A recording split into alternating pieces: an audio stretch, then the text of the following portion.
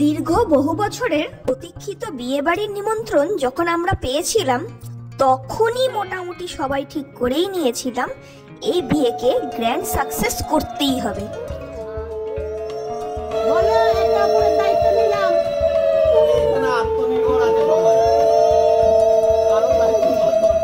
শুধুই কি বিয়ে বাড়ি হবে এটা? না, হবে একটা রিইউনিয়ন পার্টি। বিয়েটা ছিল আমাদের চিরকুমার অরিত্রদার থুরি।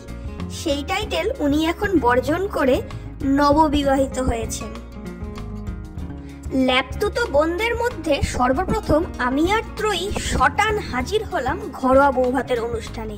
আর গিয়েই কবজি ডুবিয়ে ডাল ভাত ছেঁচড়া মাছ মিষ্টি দিয়ে করলাম উদরপূর্তি।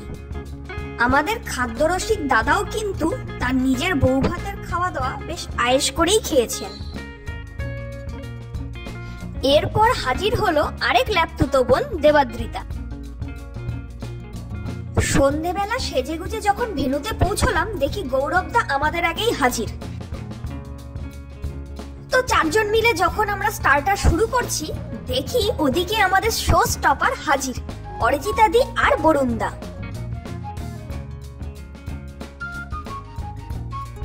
তো যাই হোক, এরপর এসে পৌঁছলো বর বউ। যথারীতি আসার সাথে সাথেই শুরু হলো তাদের ফটো সেশন।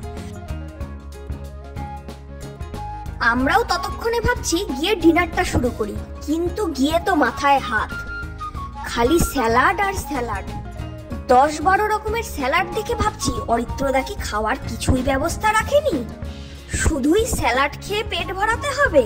ডিম শসা পাস্তা, শুধুই স্যালাড।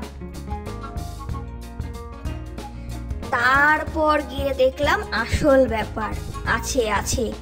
স্যালাডের পাশে মেন কোর্সের কাউন্টার দেখে আবারও মাথায় হাত।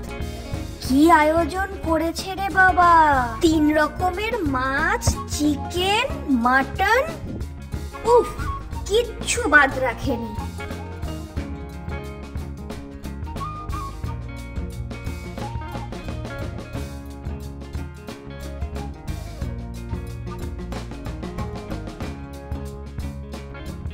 আর শেষ পাতে আমাদের গৌরবদার মতো মিষ্টি লাভারদের জন্যও ছিল এলাহি আয়োজন। তো যেটা শুরুতেই বলছিলাম, এটা অরিত্রদার বিয়ে কম রিইউনিয়ন পার্টি বেশি ছিল, যা কিনা শেষে আমাদের বোস ইনস্টিটিউটের এই গ্রুপ ছবিগুলো দেখলেই বোঝা যাচ্ছে, তাই না?